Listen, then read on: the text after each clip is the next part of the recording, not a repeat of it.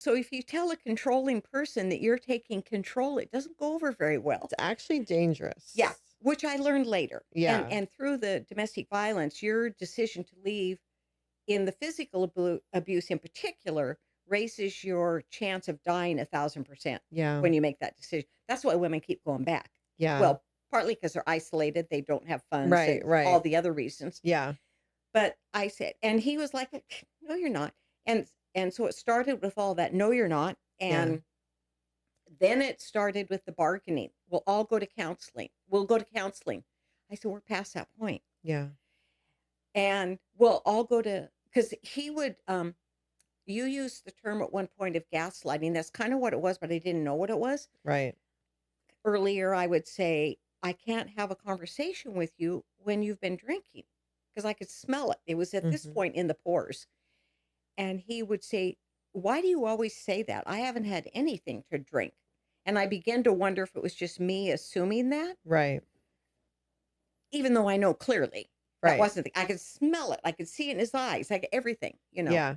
And and so I said, "No, it's too late for counseling. I tried that years ago, and you said Mhm. it was fine for me, but you didn't need counseling." Mhm. And so then it was like, "I'll go to treatment." And I said, "Here's the thing about treatment. If you do it for me, you'll fail.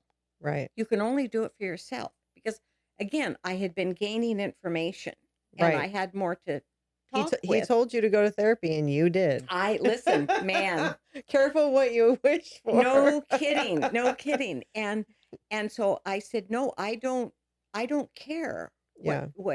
if you do it. I'm happy for you if you do it for yourself.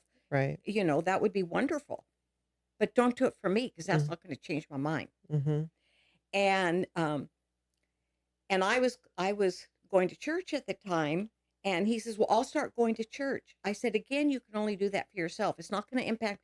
I've made my decision." And I was dead calm on all of this. I was just dead calm, um, gritting my teeth through it because it was really because now I got another whole month living there. Right. And 'Cause you committed to Christmas. I've because I committed to December 26th, so nobody got upset. And and I had once I made the decision, I had slowly, I mean, this is kind of devious, but it was my survival mode then. I had started moving out without him knowing it because he worked graveyard. And so I would take some boxes, fill up my personal stuff. I never took anything that was his, but stuff that was meaningful to me, kids stuff.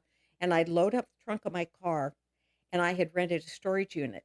And so in the morning, he'd be home and I'd leave for school to work at the school. And I would stop at my storage unit and drop off the boxes, two or three at a time. You're discussing it. You're describing a woman who's escaping an Yeah, yeah, abusive Yeah, yeah. relationship. yeah, Yeah. totally. And so I would do that little by little, and then I would rearrange closets so it never looked like anything Yeah. was missing. So it was, I mean, I was kind of proud of myself that I Yeah. moved out and he didn't know it.